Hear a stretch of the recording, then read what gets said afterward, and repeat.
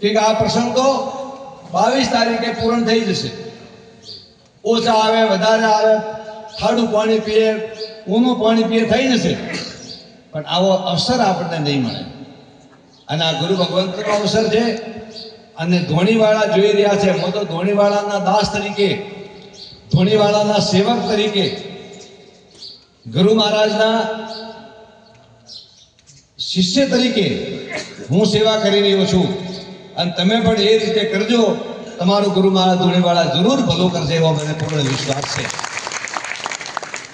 તો વ્યવસ્થા સાચવવા માટે આપણે 20 તારીખ અને 21 તારીખ એ 2 દિવસ માત્ર ને માત્ર 32 રાજપુરી સમાજ અને એને અલાવા આપણે જેને આમંત્રણ આપશું એ મહેમાનો રહેશે.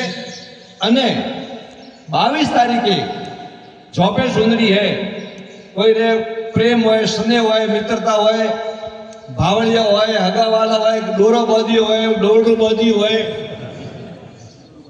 એમને બધાને છૂટ હે અને બધા પ્રેમથી પ્રસાદ લેવા આવજો.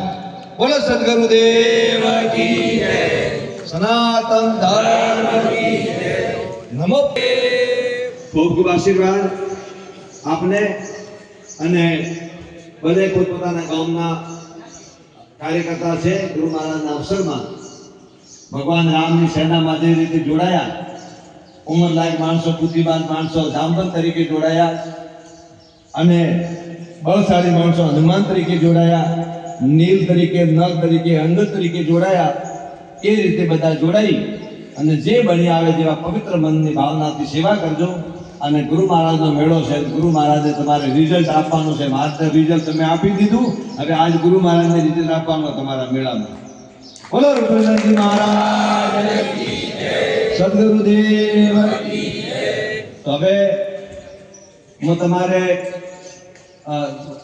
મારે થોડું વધારે કામ છે અને આપ સૌથી શાંતિથી બેસો અને પ્રેમથી પ્રસાદ લેવાનો છે. અને દરેક જણાએ ડાયરી લાવી હોય તો આપી દો. અને ગામથી જે સેવકો છે પોતપોતાની કાર્યક્રમ જ્યારે નજીક આવે ત્યારે, ઠીક છે, એમાં આપણે બધાને બીજી આપવાની છે. તો બીજી મીટિંગની અંદર જ્યારે આપ આવો ત્યારે કાગળ લઈને એ સાથે આવો. ત્યાં કાગળ જમા કરાવી દેજો. દાખલા તરીકે રવિ કે વાસાડા કે મેવાડા કે જાત કે ગુજરી કે ભાડલી કે આકોલી કે બધા તમામે તમામ પોતપોતાના કાર્યકર્તા ગુરુ મહારાજને ત્યાં સેવામાં લાગે તેવા બધા લિસ્ટ આપજો. ગુરુ મહારાજ તમારું ભલું કરશે અને તમે સૌ સુખી થાઓ એવી મંગલ કામના સાથે મારી વાણીને વિનંતી. ડાયરી લઈ ગયા.